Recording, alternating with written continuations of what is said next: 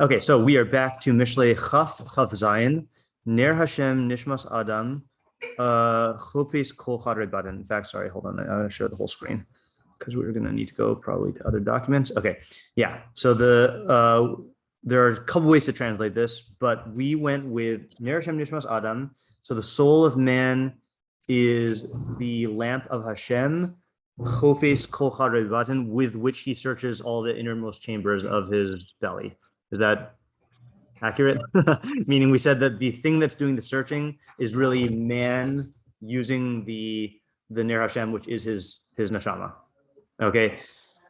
I think the idea we came, questions, right, are there, right? So who or what is doing the searching? Is it Hashem, which is kind of problematic because then that raises question number 4. God doesn't need a Ner to search. Can you pass that down to David? Or is it the man via his neshama? So we initially had a problem with that because we said that it didn't work out with the grammar, but we worked that out. What is being searched for, right? It's not just that the lamp allows him to see, it allows him to search. And searching implies you have something you're looking for. What does it mean that it's a lamp of Hashem? Is it the lamp from Hashem? Is it, what does that mean? What's the relationship with the lamp and Hashem? What are the Chadrei Baten? What is being searched out? Why are they called Chadrei Baten? Why Kol? What is the practical aspect of the pasuk? It just sounds like it's stating a fact. What is meant by Nishmas Adam in this context? Is it intellect, life force, breath? And I think we were pretty clear that it means intellect because that's what you use to search. So I think that's pretty clear. Who's the audience? Seemingly every Adam, but is it a specific person? And then what's the mashal of Ner? So anyone want to say what we said yesterday? I think I remember it, but we can combo. Okay, I'll say it. So I think we said, just tell me though if I'm missing something. I think we said that there is a feeling that certain people have, or a belief that certain people have, that you cannot have knowledge, self-knowledge of your innermost parts.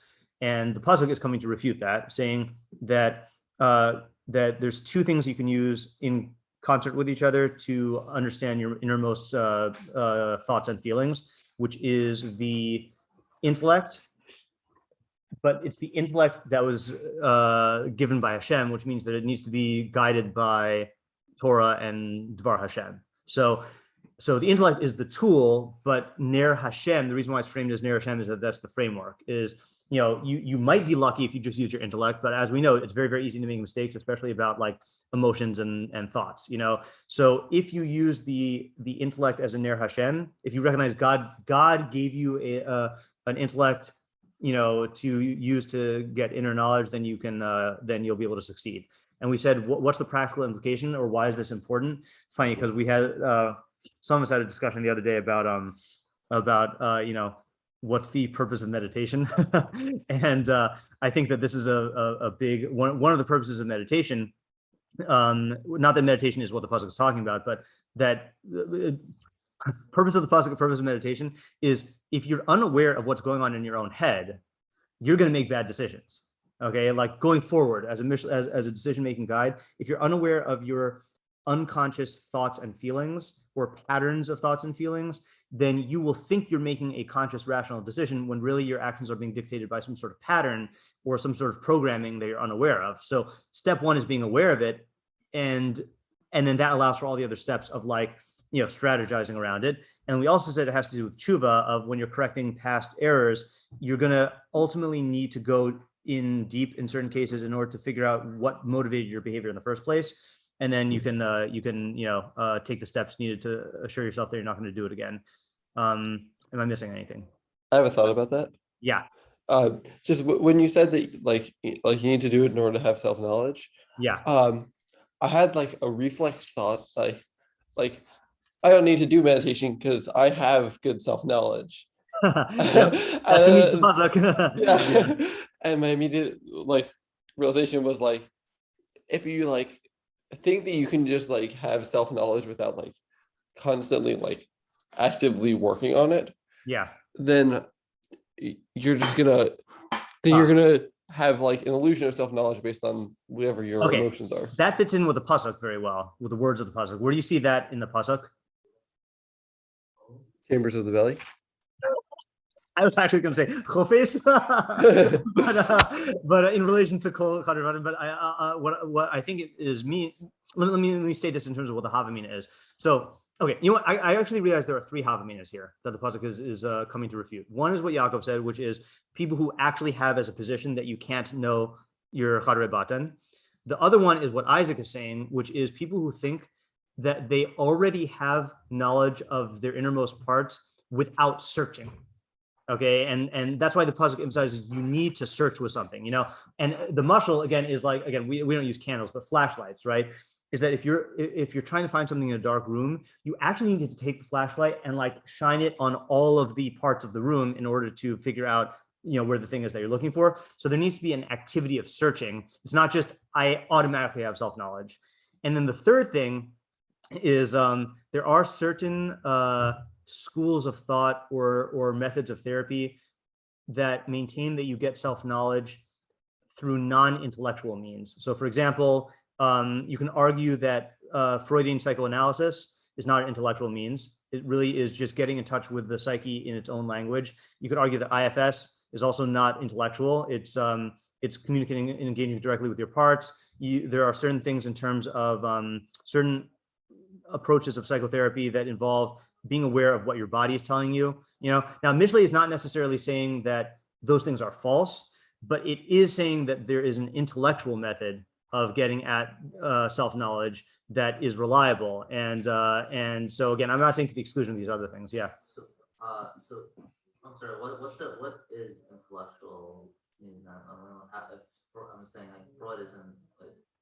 I always thought Freud was like an intellectual. No, in fact, I think Freudian psychoanalysis, Freudian psychoanalytic theory is something that is an area of chachma, but the actual process of psychoanalysis and free association is, and analysis based on free association is not led by the intellect. In fact, you have to kind of shut off your intellect in order for the free associations to go and to follow where they lead. It's much more of an intuitive process. Can you dumb it down for me? I'm not really understanding. I'd rather not go into it right now. We could talk about it at some other point. No, I just mean like the differences between the process of intellectual process versus not the differences between the two categories. One is that you are using the knowledge-seeking thinking part of yourself to turn onto your own emotions and to like understand them. Right. The other one is that you are following the content that your psyche produces and following its associations and getting in touch with those parts of yourself in that state. I don't know how to say it, but it's not thinking about stuff. So meaning like it's not conceptualizing stuff. He already provides you the framework, and you just have to go with that flow. You don't even need the framework necessarily. Yeah, you can engage in it without that. He developed a theory of the psyche based on his discoveries from his own analysis and his analysis of people, but you don't need it in order to engage in the process. Yeah. Okay, so that takes care of yesterday, I think, right? Okay, so the last thing we did yesterday might be a bridge to understanding the other way of reading the pasuk, which is that Hashem uses the Nishmas Adam as his ner. Yeah, Yaakov? It's going back to this. Sure. I thought another way to read narration is as ner Hashem, like that would say. Right. Which indicates like, I guess you shouldn't think it's you should understand how great the tool is. Oh, right. Right. That's a good point also. Right. That's more of a, so the way we were taking it that I summarized was more of, it was giving you information. In other words, the way I explained it was adding a new practical point, which is that you need to use the Nishmas Adam in the framework of from Hashem. And you're saying more of a point that would be like for lack of a term, like a zrizus type thing, that like, this is what God gave you, you better use it, for this purpose. Is that, or are you getting a different practical implication out of that? Okay, yeah, David? I had a thought on the other read of the Hashem one searching out. Right. It sounded like it was going to be a little bit different than what we spoke about at the end of yesterday. Okay, could we just, do you mind if I just read what we did at the end of yesterday so that we can have it there and then have yours and then compare and I contrast. was gonna ask what you better. Yeah, thanks. So we read yesterday in the More Nevuchim 352, man does not sit, move, and occupy himself when he is alone in his house, as he sits, moves, and occupies himself when he is in the presence of a great king, nor does he speak and conduct himself when he is with his family and relatives as he speaks in the king's council. Therefore, he who chooses to achieve human perfection and to be a true man of God must awaken himself and know that the great king who accompanies him and clings to him is greater than any human being, even King David and King Solomon. The king who cleaves to man and accompanies him is the intellect that overflows towards us and is the bond between us and him. May he be exalted. Now this is the part that pertains to our mashal. Just as we apprehend him by means of that light which he caused to overflow towards us, as it is stated in Tehillim 36:10, in your light do we see light, so does he, by means of this self-same light, examine us, and because of it, he, may he be exalted, is constantly with us, examining us from on high. As it says in Yirmiyahu 23:24, can anyone hide himself in secret places that I shall not see him? Understand this well. Okay, so put that on hold for a second. Yeah, David, what do you want to say? Okay, sure. So I'll take particularly, especially with that pasuk from Yirmiyahu. Yeah, There's definitely a sense that people get, like they have this feeling that they're able to do things in secret or whatever, that people aren't seeing them and whatever they're doing and it's not being known. Suddenly I can get away with doing something. yeah, But knowing that, right, can anyone have himself in secret places that I shall not see him? yeah, Then God is actually, he's still able to see everything you're doing. If you think like you're like get around with a trick or something, like no, God still knows what you're doing and you're not able to actually escape that. right. So, and also then as far as like the practical application with that, Yeah, like the only thing is because you're doing something and nobody else can see it, that you're getting away with it. Like know that you're still being watched. yeah. Okay, so I just tell me if this is in line with what you're saying or if it's a different idea. I was thinking similar lines, is that like, okay, we know intellectually that God has full knowledge of everything, whatever that means, because obviously God's knowledge is different than our knowledge. But there are what do you call it? Like, you know, there's a chazal that says anyone who does an avera in secret, it's as if he's tripping the legs of the Shekhinah. Okay, and then there's other statements to that effect. But basically, there's this feeling that we have, this rationalization that like if we're not seen by other people, then somehow like God doesn't see us. And what we mean by God doesn't see us is somehow it's not real. Like there's the actions I do that register in reality, okay, which we kind of use other people to measure. And then there's this, if I do it like in secret, it's like it's not going to affect other realms of reality, you know. But in truth, then God knows everything, meaning everything is reality, and everything registers, everything has consequences, everything has like effects. And what's the only tool that you have for shattering that rationalization? Is it's your own mind, that you know what you're doing, even if no one else knows about it. You know what you're doing. You know that your actions have effects. And that's your reminder that obviously God knows, you know. So is that in line, different, similar to what you're saying? That sounds right. Okay, yeah. There's another pasuk let me just supplement that with another pasuk. I think there's another pasuk. I just forgot if it's Yirmiyahu or Yeshayahu. Oh, sorry. Last year. There we go. Yeshayahu. Yeshayahu says in 29, 29:15. Hoi hama'amakim me'arushem lastir etza. Woe unto those who, ma'amakim is from like omek, is who like go into the depths from Hashem, lastir etza, to hide counsel or to hide advice. V'haya b'machshach ma'asehem, and in the darkness of their actions they say, v'yomru, they say, mi ro'enu u'mi yode'enu. Who sees us and who knows us? Now I feel like there was a radak on this. Let me just see if that helps. He says, they go deep in their thoughts to hide their thoughts from God. Who is it among you who thinks that God does not supervise the lower things that happen on earth? And therefore they do everything that they want. They say, no one sees and no one knows. Machshach means they act as if their actions are in the dark, adam, vis-a-vis human beings, as if they don't see them.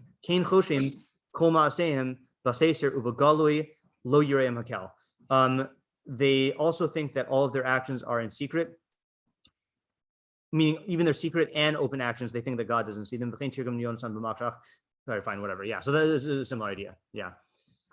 Okay, so that is a good approach. Anyone else have an idea before we go to Mufarshim who take this approach? Yeah. This is not the wrong. So it's unclear what it does not seem like the Rambam, correct, right? Rambam seems to be saying that the actual mechanism of hashgacha is via the intellect, right? That man knows God through his intellect, and God relates to man through that same intellect. What he means by that, I don't know, but yeah. As I've said many times, the more I learn, the less I understand about what the soul is, what God's knowledge is, what Olam Haba is, what Nevuah is, what Hashgacha is. So if you had wanted me to like explain that, you should have talked to me 5 years ago when I thought I knew what I was saying. I don't know this stuff anymore. Yeah. So yeah. Yes. Oh, and by the way, this was Sadiq's approach, right? Yedias Hashem ner nishmos b'nei Adam. Hashem's knowledge is the lamp of the souls of humans. So, whatever that is. And we didn't notice this yesterday. He takes out the word. Oh, sorry, he doesn't take out the word searching. That's in the second half of the pasuk. Never mind.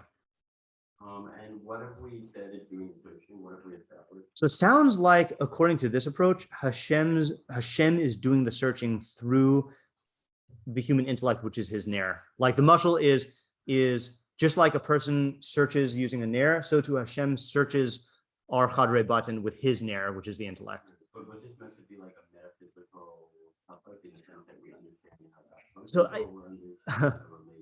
right. So Rambam, I mean, obviously we don't have a commentary of the Rambam on this pasuk. From the way that the Rambam talks about it, it sounds like Rambam might learn it as a metaphysical thing about how God knows us, or how God's mashgiach on us.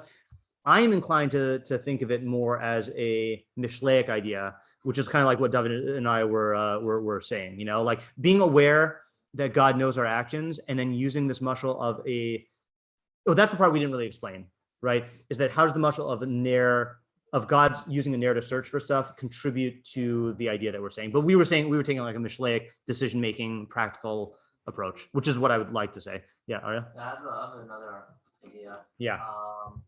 Well, before I say, why is the he searches out on Hashem? I mean, can it be the man searches out? Yeah, that was the approach we took yesterday, that the man searches out. Okay, fine. So I'm gonna take that. Can you say the lamp of Hashem is? It depends. I think this pasuk could be referring to Jews and non-Jews. Yeah. I mean, it says man. Right. So, Yeah. So you can see the lamp of Hashem is either Torah or the universe, science, or like the world. Mm-hmm. And that is the soul of a person, meaning like that is something that we can use as a tool to help further our intellect, our knowledge, and also how to like live a proper lifestyle. Mm-hmm. And also he searches out all the chambers of the belly. Just means that like he needs to actively engage in that in the world or in the Torah in order to get to that point. He meaning man. Not just observe it. Yeah, right. Not just observe it, not that's just surrounding, but you have to like seek it out. Yeah, I mean, that's very similar to what we said yesterday. The only difference being that you're saying that it's about knowledge of everything. We were saying it's about self-knowledge. Yeah. I mean, so are you explaining chadrei batin, the chambers of the belly? I have no idea. I just started this idea like 2 minutes ago. Okay. And I wasn't here yesterday. Well, 2 minutes before Shir started, I saw someone who I think says what you're saying. Where did I see it? Did I see it on Al Torah? Hold on. Oops. I want to click on. It's not really full on. Yeah, no, that's fine. I think, let's see, was it the Radak? No. Who else did I look at? Was it Shadal? No, it wasn't Shadal. Nope, it was Rabag. Oh yeah. Okay. So Rabag says, you have this in your packet, but we'll just read it from here.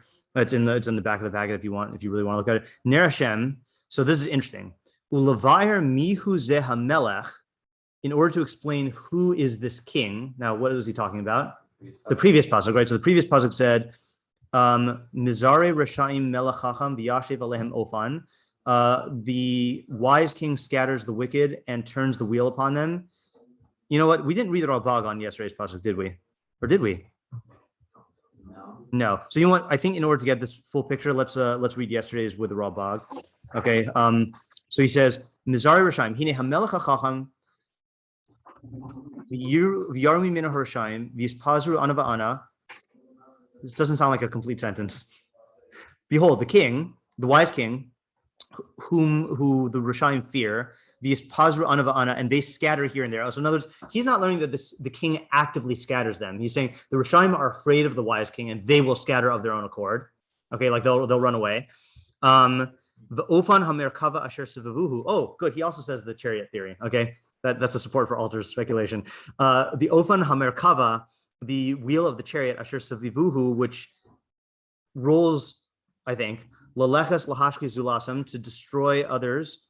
Heshivu Alehem, he will like turn it upon them. Ad Shebirishtam Asher Tamnu Yilachadem, until he traps them in his snare.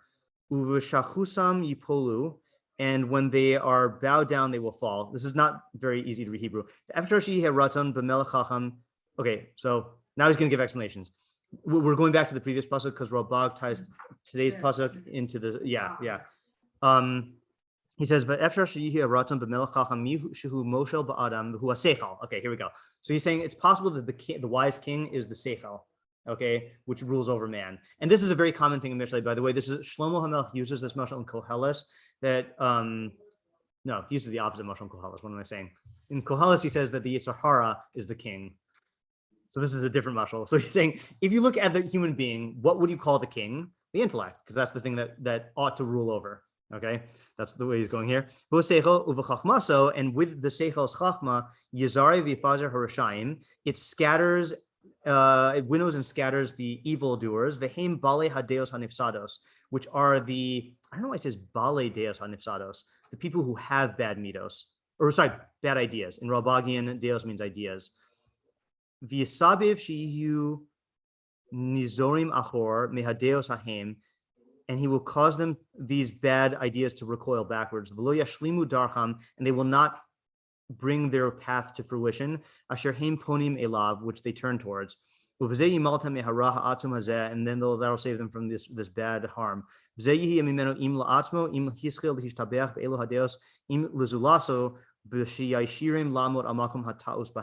this is either if you correct your own bad ideas or if you correct the bad ideas in others. Okay, I don't know if that's going to help us, but I just wanted to read it because he's referring to it in our pasuk. So now he says, Ner Hashem, Ulavayr mihu ze hamelach, in order to explain who this king is. Amar, it says, Ki nishmas Adam, it says the soul of man, V'hu haseichel, which is the intellect. Hu Ner Hashem, it is the candle of Hashem. V'hu chofes kol ha'amukos asher benimsaos, it searches all hidden things that are in existence, meaning not inside, but on the outside. Lamut al sodam, to arrive at their full deep understanding. Lafimash efshar, according to what is possible, with the help of God. Alav me'oro v'zivo bo, from what God bestows upon us from His light and His radiance. Yamut al mitos advarim hayunim, that will allow man to arrive at theoretical understanding. Okay. Of gaining knowledge of through the world, right. So just to summarize this here, I don't think this is shot. I'm not convinced of this, but he's saying that the Ner Hashem and Nishmas Adam. So man's soul, which is his intellect, which in the previous pasuk said is the ruler that scatters the evildoers, which means it scatters false ideas. That is the Ner Hashem, which means God supplies the light, which then illuminates all of the chambers of the belly, which means all of the aspects of the world, which means you get accurate knowledge of all things. Now, the reason why I don't like it is, what's the chiddush? Like, well, no, the chiddush is that, you're living in this world, and you're so used to this world, and you may think you just naturally understand. But the reality is you just don't. Okay, you have to analyze it. You have to seek it through. Like if everyone, if everyone, there's a reason why there's Avram Rabinu. He actually had to seek it out, versus other people probably thought they just understood it. Mhm. Right. Okay. I mean, I'm not disagreeing with the idea. I just think it's kind of not a chiddush for. It's a very simple. It is, yeah. One thing I do like about it, by the way, though, and it might be that we need to take this into account with a mushal, is there's a ner and then there's or. Okay, or is light in general, and we do know that light is a mushal for knowledge, and that's like obviously what he's using here. Then the ner is basically usable light. You know, like there's the phenomenon of light, but then there's the thing that you use to illuminate stuff. So too, there is knowledge out there in the world. You know, Hashem created the world with knowledge, but then the only tool you have to actually like illuminate things is your intellect. I don't know where we get with that. I'm just saying that that's like a way to get the mushal. Yeah. Well, that would be helpful with what Yaakov was saying with the that like people think that they can't look into this thing. Right. It is something that is. Yeah, that's that a is a tool that's usable. Yeah, that's a good point. Meaning I was going to say something poetic, but it didn't work out. Never mind. I was going to say the candle also illuminates itself, but I don't know if that has any ideational content. Wow. Yeah, right. It sounded good, right? yeah. But then I think the reason why I was saying it is because I temporarily forgot that the self in the pasuk is the chadrei batan. It's not the candle, but yeah. But whatever. Okay. Let's try to do the Rבינו Yona. Okay, because it looked promising. So this is in your packet. But I don't know if I fully understood it. Okay, so let's try it out. So left column, Chav Zayin, Ner Hashem Nishmas Adam. Kasher Hener Siba She. Now I don't know if this is Yir'eh or Yira'eh, but just as the candle is the cause of showing a person what is in the house, or a person seeing what is in the house, I don't know if it matters. Kain Hanashama, so too the soul, Sibas Hashgachas Hashem Yisala Ba'adam, is the cause of God's providence on man. So in Eli's distinction there, this sounds like he's saying a metaphysical truth, that basically God relates to man because man has an intellect. Okay, livchon libo, to discern his heart, v'lachkor libo, and to interrogate or to investigate his heart, v'klayosav, in his kidneys. Okay, side point here, whenever you see kidneys in Tanakh, kidneys was another organ that they thought thinks, right? So we say, you know, the brain is one organ of thought, the heart is another organ of thought. They said the kidneys were another organ of thought. What was it? I don't know, because I think we talked about this earlier in the year, that like heart is the one that's most understandable, because like you actually feel your heart doing stuff. Your brain, I don't know when human beings discovered that the brain is used to think, you know, but like, because you don't feel a sensation in your brain. What was that? Chazal definitely knew about it, and a lot of them, you know, attach that to the tefillin, because the tefillin is actually like, you know, like associated with the, you know, the makom hamoach, you know. Kidneys, I don't know, like I've never felt my kidneys, and if you feel your kidneys, then go to the doctor right away, like, you know. So I don't really know, and I also don't know if is there a thing, like we said yesterday, that, you know, you feel it in your gut, or like gut, yeah. So people use that for emotional stuff, but then also for thinking, like deeply intuitive thinking. Maybe that's what led them to believe that it was the kidneys.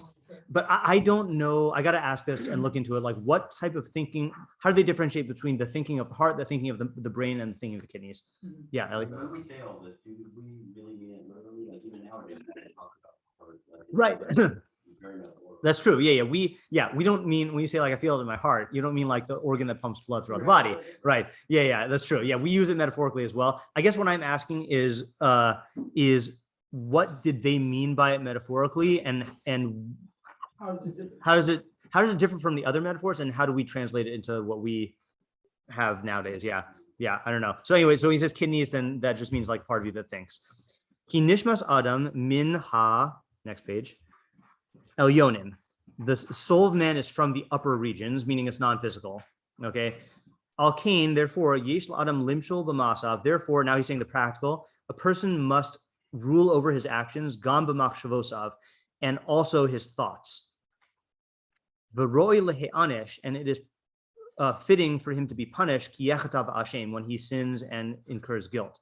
Yoser mishar ba'alei chayim, more so than other animals, because animals don't have an intellect. I don't know why he says more so. He must mean like, because animals are not punished for their thoughts. So he must mean like, this is what makes man subject to reward and punishment and hashgacha, whereas animals are not, because animals don't have an intellect that's from the elyonim.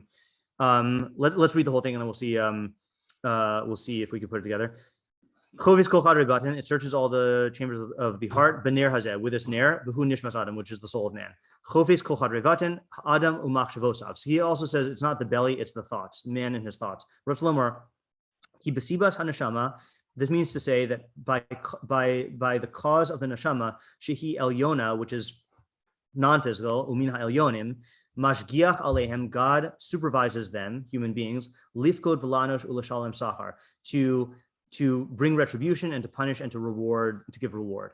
The tachin, it's okay. So that was one interpretation of Rבינו Yona. Okay, can we figure that out?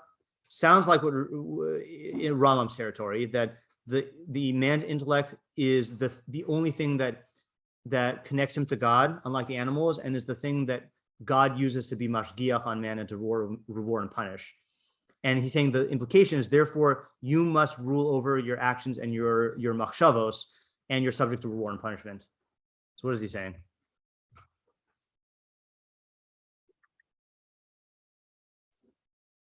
Like, it's metaphysical, but he's trying to tie it into the practical. That al-kin yesh la'adam limshol b'masav gam b'machshavosav, that's the practical implication. What does that mean? That means, therefore, a person should rule over his actions and his thoughts, and he will be subject to punishment if he sins. And you just grounded them into reality? What was that? You just grounded them to reality? Grounding them to reality. What do you mean? I just mean like, I don't know what I mean. Okay. I mean, just descriptively, like if we were to translate this into like a, like what is Shlomo telling us? He's saying, because you have an intellect, therefore you are responsible for your actions and your thoughts, and God will hold you to account. That's like the message of the pasuk, you know? So what's the havamina?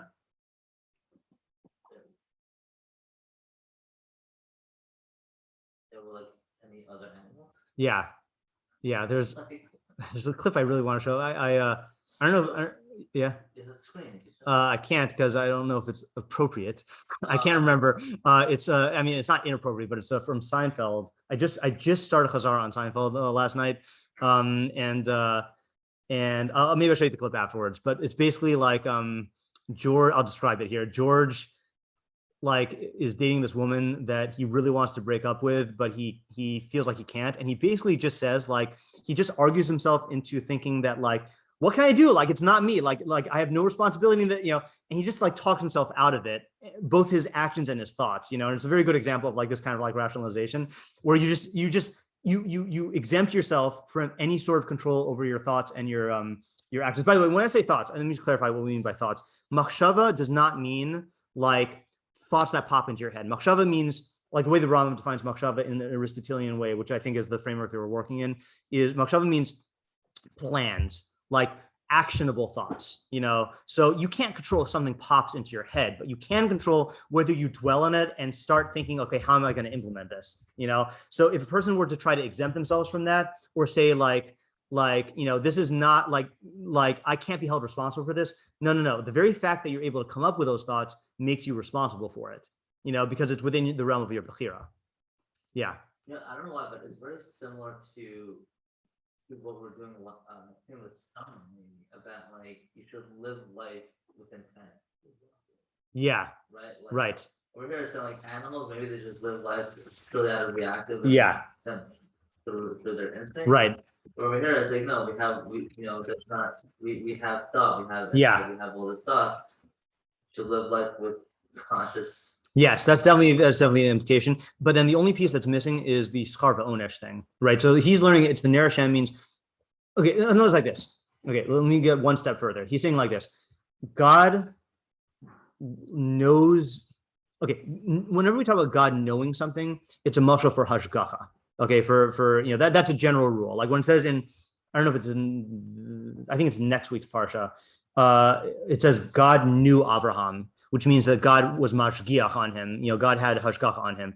So when our pasuk says God uses the intellect to search out all of your innermost chambers, what he means is that because you have an intellect, then God's hashgacha extends to all of your thoughts. That's how Rבינו Yona is learning the pasuk. You know, and so it's what you're saying. The message is what you're saying, Ariel, which is that you should live with intent, but it's saying that God holds you responsible for that, and you'll get reward and punishment on that basis. You know, which is not a contradiction to what you're saying. It's just like supplementing it with an additional point. Let's read the Revenu second interpretation and see if that's complements this or is better or helps us understand. So this is in Revenu Yona, second to the last line on the right column. V'tachin, it's possible to say ner Hashem, ner hashaluach me'es Hashem. So that's like some of us were saying earlier, the candle that was given to us by God, that was sent from God. Kederach, as it says, v'ner elokim terem yichabeh. As it says, the candle of God before it is extinguished. Okay, I don't know what that context is. Asher pirusho ner asher tziva alav Hashem yisbarach la'arochoso. Oh, the ner that God commanded to arrange or to light. V'chein kaharurei kel, as it says in Tehillim, also like the mountains of God, harim sheyitzer. So mountains of God doesn't mean that God owns them, it means God created them. So here, ner Hashem means that it's the ner that was created by Hashem. Okay, ubi uro, and the explanation ha'inyan is, bir ha'inyan is, ki nishmas adam hu ner Hashem besocha guf. The soul of man is God's candle in the body, God's lamp in the body. V'hi besocho kima'or ha'elyon ba'olam. And it is within man like an illumination of the world from on high, or the illuminator from on high. Valkain, therefore, chovis Hashem kol harabatan. And therefore, God searches all the chambers of the belly. Ki yivkod ha'adam al machshavosav. God will hold man responsible for his thoughts. Asher nitna sham hanashama hanichbedes lahayir ulhaskil. Since God gave him the neshama, the exalted neshama, to illuminate and to comprehend. Sounds like it's the same message, that God is going to hold you accountable for your machshavos because he gave you this neshama. But I don't know. I don't know what I mean. It sounds like the only difference, I think this is what, if I had to guess, the only difference he's saying here is not in the message of the pasuk, but in how you read ner Hashem. Is ner Hashem the ner that Hashem uses, or is ner Hashem the ner that Hashem created and gave you? But I think the message is the same. Yeah, Yaakov? So he's saying that the ner has a certain control and responsibility over the good because it's Elyon over it or in it? Yes, I think so. Yeah. And you could make the argument there. You know what? Let's go to Sa'adya Gaon's intro to Mishlei, because I think he said Sa'adya Gaon. Oh, I saw it. Sa'adya Gaon says this the best. Oh, in fact, you know what? I'll just read my my English Sa'adya Gaon. Hold on, I translated the beginning to English. Sa'adya Gaon intro Mishlei excerpt. I think this is it. Okay, so Sa'adya Gaon says like this. Sa'adya Gaon's nickname for Mishlei is the Book of Pursuit of Wisdom, which is a cool nickname. Okay. Man's only superiority over the other animals is his rational faculty, just as the only superiority of animals over plants is their ability to move, and just as the only superiority of plants over other entities is the ability to grow. Classic Aristotelian division, right? Is rationality, mobility, growth, and inanimate objects. Okay. Since man shares a common denominator with the animals in his instinctual nature and behavioral tendencies, but is nobler in his knowledge and discernment, it is therefore necessary for his essential defining quality to govern the lower element within him. In other words, his intellect should govern his instinctual nature, since his intellect is higher and his instinctual nature is lower. If man acts righteously by causing his intellect to rule over his instinctual nature, then his uniquely human quality will be actualized. But if man acts unjustly by allowing his instincts to rule over his intellect, his behavior will be like that of the animals. So you're pointing out something true, Yaakov, I think, which is in Revenu Yona's first interpretation, he says, since the intellect is non-physical, therefore it should rule over man, and therefore God, therefore man should act on its basis. But in the second interpretation, he's saying since the intellect is the highest part of a person, therefore it should rule over him. Subtle difference, different arguments for why why we are highlighting the uniqueness of the intellect here. Is it because it's min ha'elyonim per se, or is it because it is what was given by God in the body? And yeah, I think. Yeah, I don't really know if this adds to his message, but why do either mean that the there is going to be able to control the other part? Good question. I mean, practically speaking, we see it's true. Is that like your emotions don't know what's good for them, but your intellect can say what's good for you. You know. Right. I think Sa'adya Gaon says that explicitly. Is that where I'm getting it from? I think he says that later on, which is, oh, sorry, this is not my translation. He says, no, I didn't translate that part. He says in his Hakdama, hold on. Never mind. It's not talking about behavior.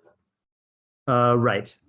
I mean, in a sense, it is in saying that you have to exert your control, but yeah. Indirectly. Yeah, Rubino Yona is indirectly talking about Bechira, or the pasuk is, yeah.